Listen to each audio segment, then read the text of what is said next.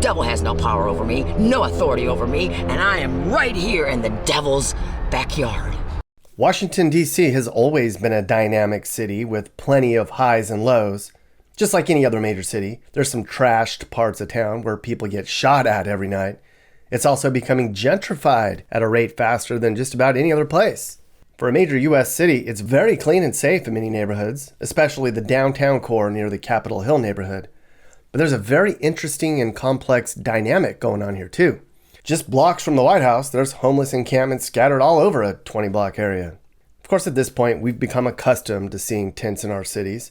The homeless crisis in our country is getting worse. It's aggravated by an affordable housing shortage and a spike in drug use and mental illness.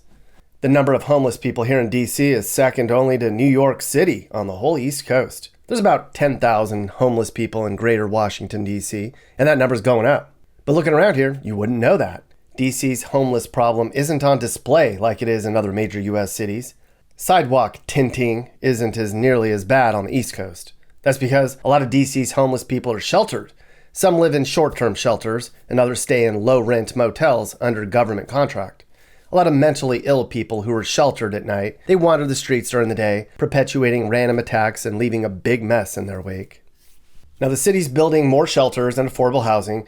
Their goal is to get people out of these short-term motels. They're also working to teach job skills to their homeless. D.C. has a plan. They want to eliminate homelessness by the year 2025, and they're taxing wealthy people as a means to get there. I'm pretty doubtful that's ever going to happen. I mean, a bunch of other cities declared war on homelessness, but their problems only got worse. And back in 2015, D.C. had a plan to eliminate homelessness by 2020, and that never happened. But what D.C. fears the worst is that its homeless encampments are going to become permanent, like the ones out on the West Coast, and that would be not good. There's homeless encampments scattered all over town. They shut one down, and then it springs back up down the street. The area I focused on for this video was right here, just blocks from the White House. Ironically, there's encampments just a short walk from the Federal Reserve. I spent an afternoon walking around the Capitol Hill neighborhood to capture the scene here and spoke to a lot of people who live on the streets here. Again, just blocks from the White House.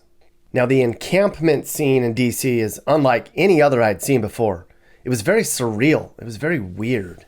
Now, the first area I visited, it was really odd. There were about 20 tents scattered in a little common area right by the road, but most of the tents were abandoned. It looked like the block of an inner city when you drive down and a lot of the homes are vacant or boarded up. These tents have been there for who knows how long, and many still had stuff in them. Somebody's sleeping bags, some chairs, junk. Well, as I would learn, these tents were left up on purpose. Somebody had moved on and the city never took them down. One day, a new person might move back in. Although many weren't fit for living in anymore. A lot of them had holes in the sides where rats had moved in.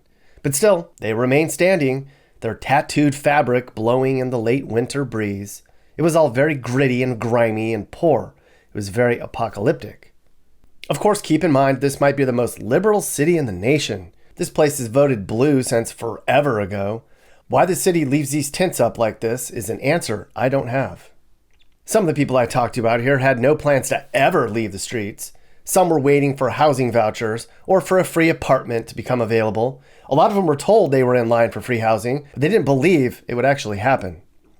Now here's some snippets of some of the conversations I had spending an afternoon with DC's homeless. It was a very weird afternoon, people. Now we're going to begin over here. There was a little encampment on Virginia Avenue over by Triangle Park. There were about 30 people camping here. All these tents were mostly occupied. I met a retired guy from the military who had a really big setup in his tent. Look inside that thing. Wow. Looks like a military tent in there. Why are you out here? Yeah, I just came back home from Scandinavia. So how long are you going to be out here for? I've been here a year now. Do you have a plan to get out of here? Yeah, it's my house the other side of the street. I got a house here in New Hampshire. Okay. You have a house here? Yes, sir. So why are you out here? Yeah, it didn't take time. They ain't so nice. They don't just come with my keys. Okay, so you've been out here how long? A year. A year, and you're waiting to get into your house? Yes, sir. This guy didn't want to talk too long, but he said I should talk to a woman next door named Sharon Brown. And boy, was that an interesting conversation. I have to say, the living situation inside her tent was something I did not expect. You should see this place. Oh, wow. You got a whole little thing in here. Where do you want me to sit? Right that chair right there. Right here? Yep. Okay. Can't you mind if I zip this up? I don't care. Yeah. All right. Are you okay with the lighting? Yeah. This is, I can't complain. Well, this is my humble abode. Okay. And what the Lord has provided for me. No, I'm just here to just observe. Right. So- Well, you're kind of getting on the tail end. They're really working hard to get everybody in housing. Brain dead Biden, Governor Whitmer, Governor Bozo. She, in order to order a village down this way, a encampment, she said, I'm bringing the bulldozers out. If you're not out of there, I'm bulldozing through. There was a much larger camp down there months ago. And I guess there was only a handful of tents left. And unbeknownst to them, the bulldozer proceeded to pick up one of the tents, and a man screamed and said, hey, I'm in here. They almost killed a dude. And now she's making that same threat again. So everybody's like, so they're busting their butt. Everybody, all these, organizations and the government. I'm not going for government housing. There's I have my caseworkers getting us all in some other kind of organization that's not, because I'm not in the welfare system. No, thank you. That's what the administration wants to do. Mm-hmm. Make us a welfare state, the whole country. So you're out here by choice. Yeah, I've been homeless twice before in my life. And the last time was 16 years ago. It was almost 2 years that I was homeless in Asheville, North Carolina. And I have scars all up and down my arms to show how unpleasant it was. Anyway, the Lord got me up off of that. And I had a job and a life that I enjoyed. It wasn't a great job, but I was taking care of the elderly in their homes. It was enough for me to have a nice apartment, a nice car. It's time to spend with my family because I was always out of state with my marriage and everything, but I came back home. But the Lord just bombarded me with all kinds of information about first politics. I knew nothing. I didn't know about our history. I was naive. I was lost reach with this. I know things are bad, but someone else will fix the problems. And that's why we're in the boat we're in. So anyway, I chose to get the Lord just bombarded me with all this. This is beyond politics. This is a spiritual battle that we've been in for the last year or so. The homeless problem is the spiritual battle? No, the homeless problem is accelerating because of the administration. What do you do when it's freezing cold, though? Do you go in shelters? No. You live in here, and when it's 10 Last degrees? Winter, this is a major. This is uptown. I'm moving on up to the east side compared to what I was last winter. I was in a tent that size next to me. My storage tent was the tent I had last winter. Okay, I didn't have this furniture. I was sleeping on the ground with blankets. Yeah, you've got like a whole. This is actually, the kid in me would say this is a awesome little fort. Well, I call it a cottage. Yeah, it is. It's like, this is my cottage. It is just like you got your. I have a little lantern. Yeah, you got your little stuff here, and your. And this, I got this all.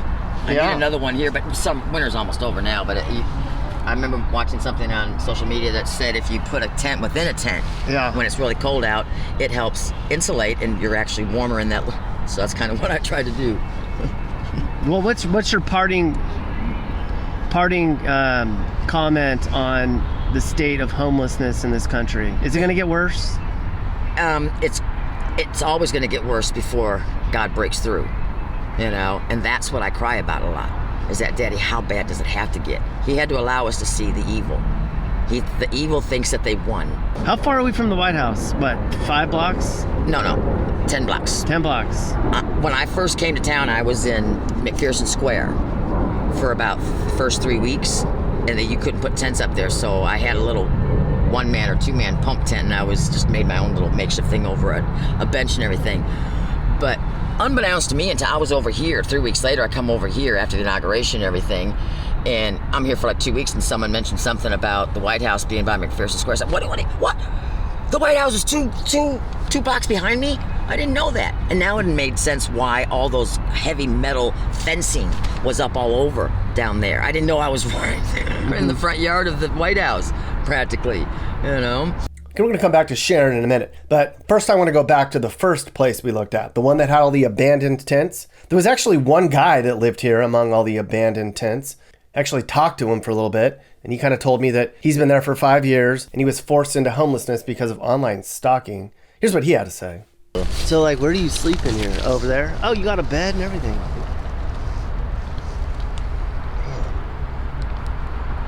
All I do is weed and liquor, and I barely can get weed, and I've been trying to stop drinking.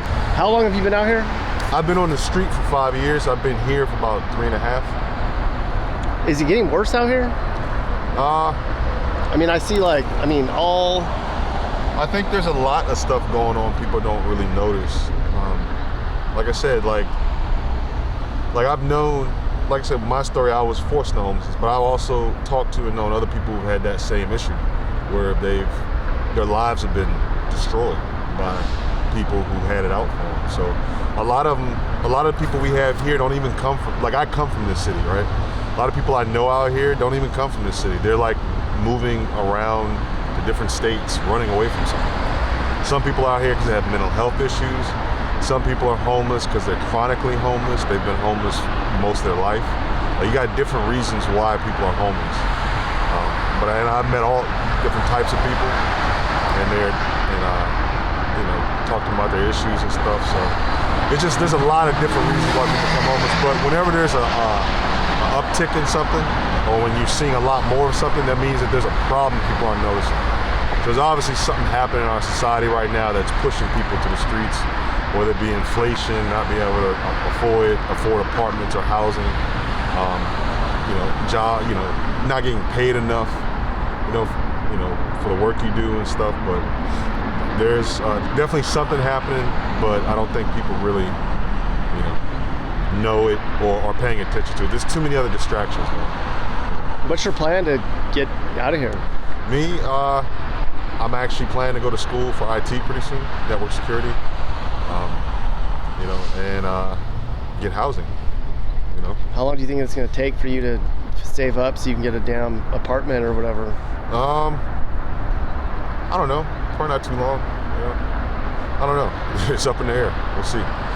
Like all these other people, different stories for everybody? Different stories. Like the guy at the park, I've been here for 3.5 years, never had a full conversation with him. Talk to him all the time, or try to bring him food, he won't speak to me. Same thing with the guy there. I think there's some people out here, like I said, who had such traumatic experiences in their life that they can't even speak about it. Everyone's out here for different reasons, but like I said, when you see an uptick or an increase in something, it means there's something going on in the broader society. So what's going on right now that's causing the uptick? Prices rising and things, like I said, inflation, the fact that certain people are moving into neighborhoods, causing the price of living generally in that area to go up, and the people who were born there can't afford to keep up. So a lot of them are not able to,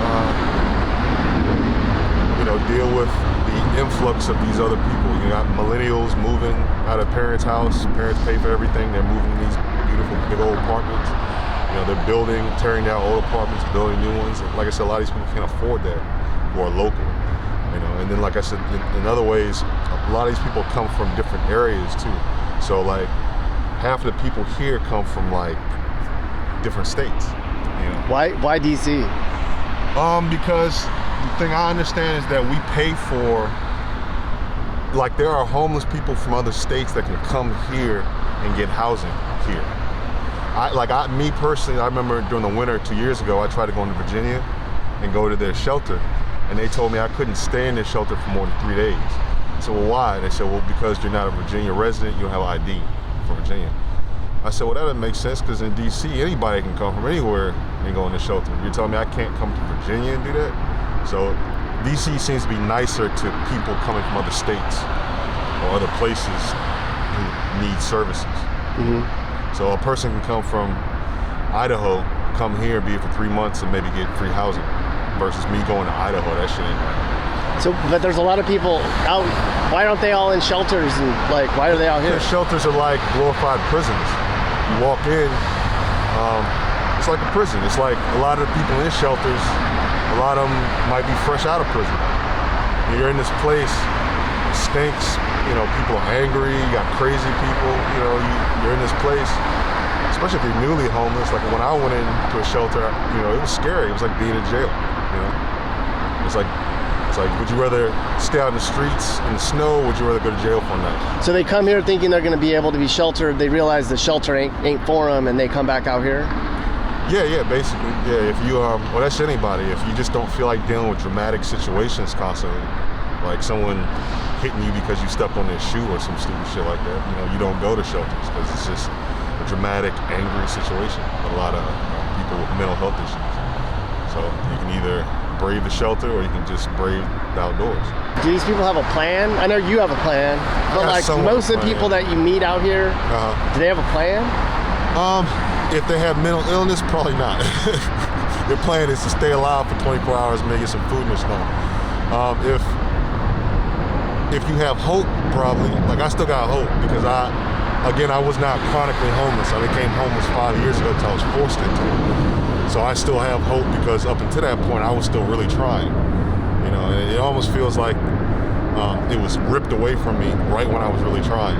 You know, before that, I was lazy, spoiled, didn't do shit. And then it got ripped away from me right when I was actually trying. So that kind of pisses me off a little bit. So it's like, you got me while I was trying.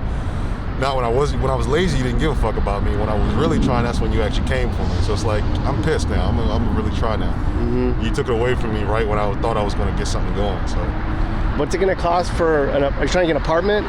Apartment, you can get a good 1-bedroom for like $2,500 around here. Damn. Yep. Where are you from again? I live in North Carolina. North Carolina. So yeah, North Carolina is like, I know it's cheap out there. So yeah. Here's another guy I met. There were a bunch more abandoned tents across the street, so I went over to talk to him. I'm not sure what to make of this guy. He says he works for the government. He has a good job, but he can't afford to live close enough to his office. How'd you end up out here, man? Military. So I have orders to be within a certain perimeter of the White House and a bunker. So I had to stay within 5 miles. So pretty much this was the only park within 5 miles. Had tents already, so I just popped the tent up. So you have to be here because you're in the military and you have to remain close enough to... Yeah, so I do like safety. So I just check the people and make sure that they're not a terrorist and such. You have a job? Yes, sir. Why are you living out here? I had to be within 5 miles. So I'm in the military. It's not too high of a paying job, So you can't afford, with a military job, you can't afford an apartment or something? I could, yeah, but I still wouldn't be within the 5 miles. You can't afford a place close enough to work. So you have to camp. You have to camp out here, and you work for the military. Truthful, yes, sir. So all I had to do was within like 4 or 5 months, so it's not bad. Okay. But the others, they come and go. They've been here. They come like for like a month, and then they leave their tent and leave. So I don't know why. Yeah. Do these people have a plan out here? Do you talk to any of these people? Pretty much their only plan so far is to go to I think it's Madeiras Kitchen or something kitchen on 24, and they get them like public housing or housing. They get a voucher for it. I've been steering them that way. So you're out here helping these people a little bit? A little bit here and there. Whenever I see there's something that I can do. Yeah. How much of this is like a cost of living thing? Where, I mean, it is for you. Kind of. For them, they just don't have a job. $15 an hour, it shouldn't be a problem for cost of living. So I don't see where there's an excuse. I think it's just a lot of mental patients and people that have like a mental disability that I've seen so far with homelessness. How optimistic are you that a lot of these people are going to figure it out and get the hell out of here? Pretty optimistic. They once they get in with the kitchen down there, they have a caseworker, and the caseworker like hooks you up with the phone, and they've been getting them public housing, so they get like a house for a year and so on and so forth, but they also help you with jobs. So hopefully, as long as they're mentally, prepared to go to work, they'll be fine. So you think a lot of these people won't be here after a while? Yeah. See, the problem is I think they're lazy. I've seen these two gentlemen and him, but other than that, the people that were here before me, they've cleaned like 10 tents that the people would just leave them instead of come back and picking them up. So some of these people are too lazy to just get a job? Possibly. I'm not 100% on it. All I can do is steer them in the correct direction. I was out on the West Coast, and a lot of it's mental illness and drug abuse. Yeah. Would you say of all the areas in DC, a lot of it's mental illness and drug abuse?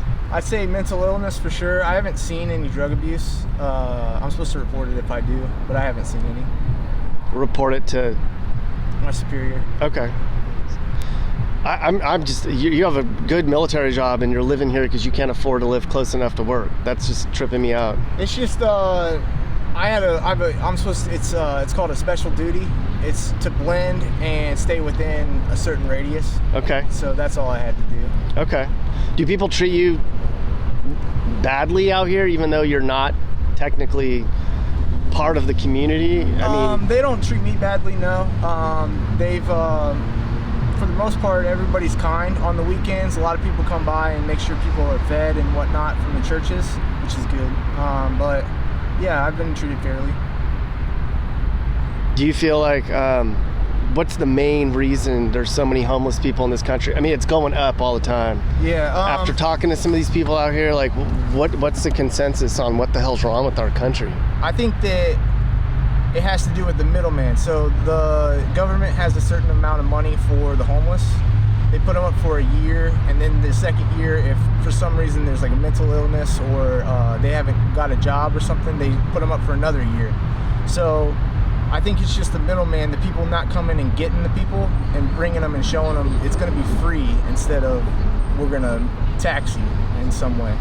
So that's the only place down there that does that, where they come and they make sure you're okay, and then they bring you to their resources and show you, you know, within 2 weeks or a month I can have you into an apartment. So I think it's just the middleman. If we hired more like that, there'd be way less homeless. I mean, like the resources, like the counselors and the people that are out here to help, there's not enough. The caseworkers there, there's yeah, like maybe 4 or 5 of them. I think maybe there's just not enough jobs like that. Not enough people that go get the homeless and bring them and then put them up. Not enough caseworkers on the streets to help. Yeah, I think that might be it. Aren't there a lot of shelters that these people could all be in, though? Yeah, there's, you would have to walk from here to like 9, which is, here's 21. So it's not too far, but they only let you in between certain hours, and then they like kick you out after a while if you're just staying there, is what I've heard. It's supposed to be transitional, not permanent. Right. So they may go get a shelter and then they're going to be back out in a couple months. Yes, sir. And they don't have anything, any money, so then they're back out. Yep. When it's really cold, though, they let everybody in. Yep. Okay. That's the truth. Yep. From what I've heard, I try my best to give an extra sleeping bag here and there, and if somebody is handing them out and there's nobody here at all, I'll grab one, and then if somebody new comes, I give them one. But you know, it's not so many people here. I think this is just for look for some reason. So you could go, DC will give you housing for a year free. For free. And then you get a job and you get back on your feet a little bit. They'll extend it for another year, so you could live for free for years? Yeah, for a couple years at least that I know of. What kind of housing is it? So I've only seen one, and it was like a studio housing. So why would they be out here? Yeah, I'm not sure.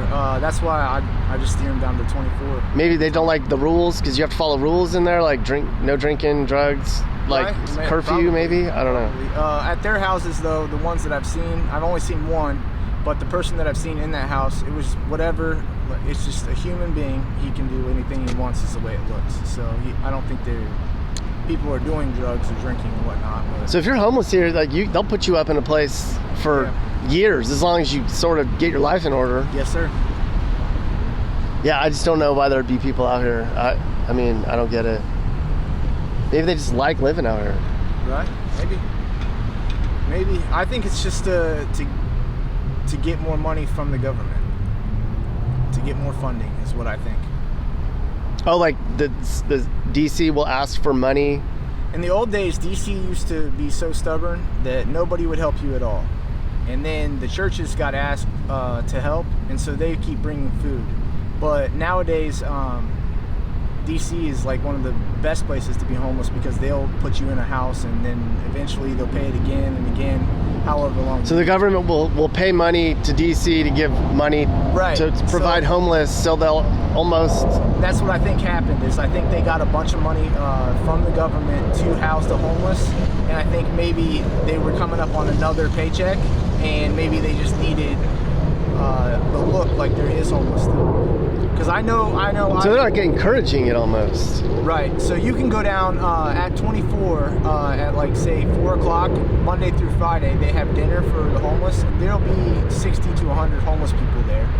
So there are homeless, but a lot of the people that come there come from their jobs to eat there and stuff. So I'm not sure if they're completely homeless or they just are getting a free meal. So DC kind of like, it's a paycheck for them. They get government funding to provide resources to homeless people. Are they allocating all that money out? Not that I know of. The people at the caseworkers, when I talked to them, they told me that they had like a big backer, and they wouldn't run out of money. So all I know is that they have the money for now. So someone's getting all the money and it's not going out as much as it's coming in. Right. I think that it's not going out as much as it's coming in. So I don't think they needed this to get extra money from their funder. I think their funder just had extra money. Who's the funder? I'm not sure.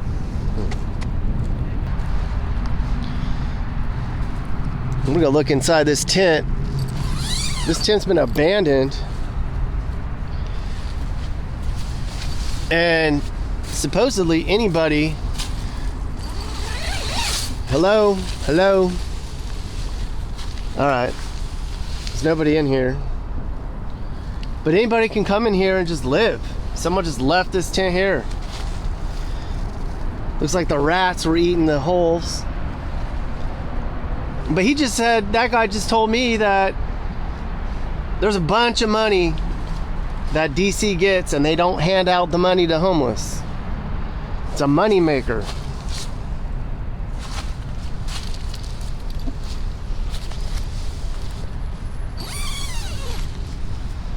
Hey.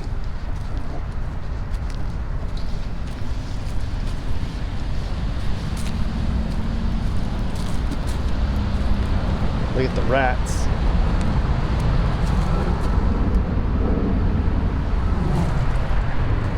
Is anybody in here?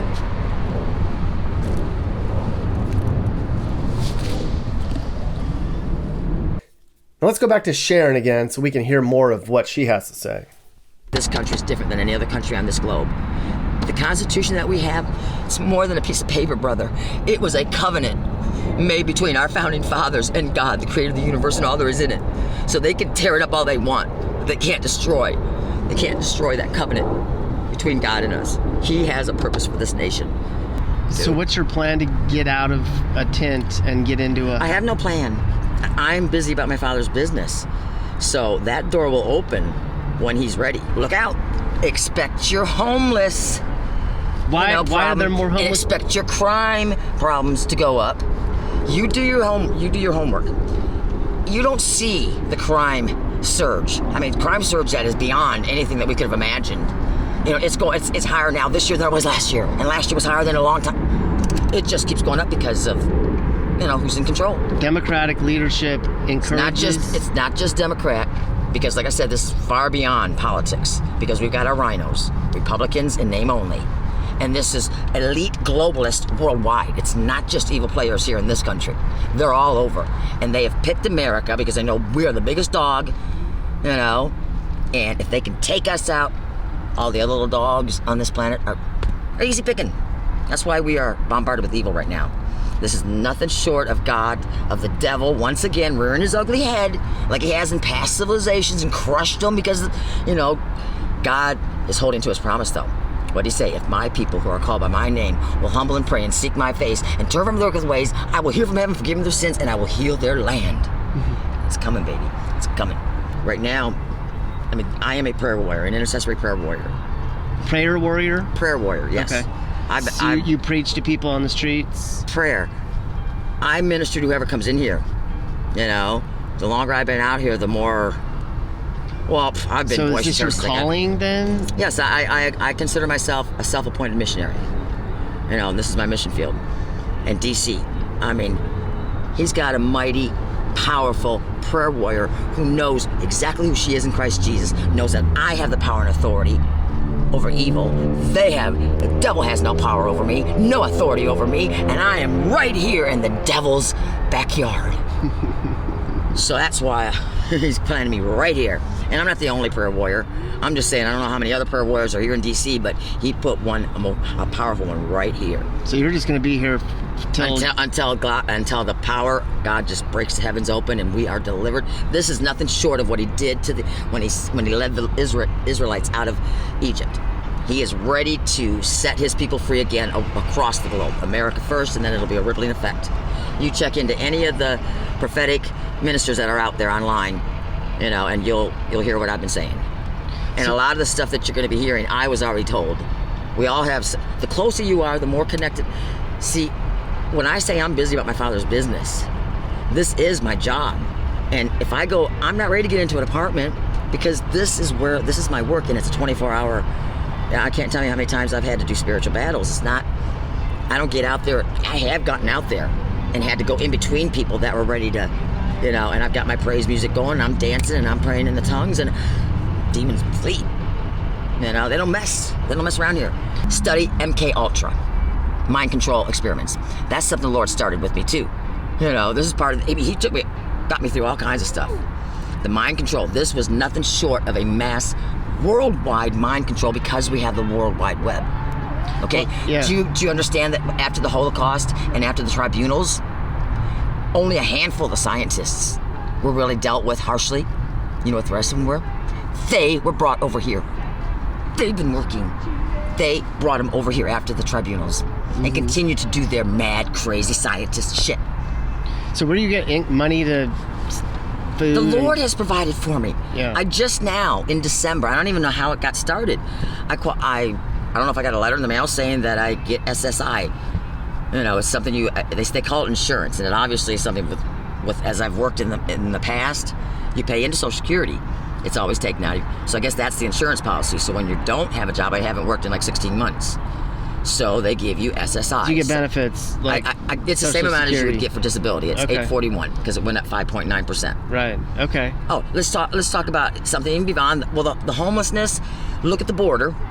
Okay, we do not have a closed border. We have the most wide open. It's historical. And they put them in housing. They give them what we should be getting. They're not legal citizens. But the whole game plan, if we let them win, if we don't stand up and stand our ground and start praising the Lord and call on Him to deliver us from this crazy insanity, evil madness, they'll have their way. Okay? So, but what is it about the Democratic leadership that encourages homelessness? They don't do anything about it. They're giving all of our homeless benefits, the tax dollars we pay into, they're making us get on waiting lists and then harass us when we're camping out somewhere. Or they shut down the insane asylums. That was a long time ago. So a lot of people like in California, in the big cities, they are just mad. And I deal with them out here. That's why I tell people, I'm trying to teach people, you cannot react to what someone says, you know, and you can't play into them. I know I have the gift of discernment.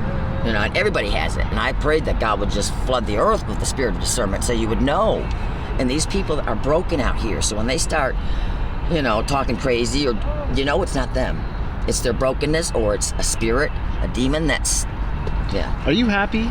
I'm ecstatic, but I spend a lot of time crying. I was just doing this with the Lord today, talking with Him, because I've been going back and forth, praying and interceding and grieving for, you know, I want Him to move. Do it now, Daddy. Do it now. Show your power now. Deliver us now. And I'm weeping for that, for the, you know, don't let any more innocent blood be shed, children's blood especially.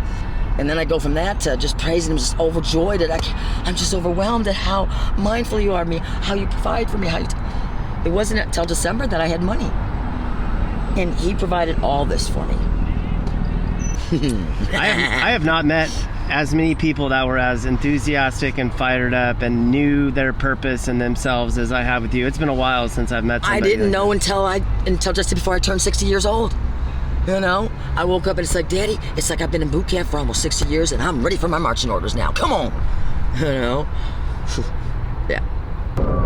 And I don't look real pretty when I get fired up. No, you do actually. How do I get out? Oh, sorry. Oh, Yep. okay.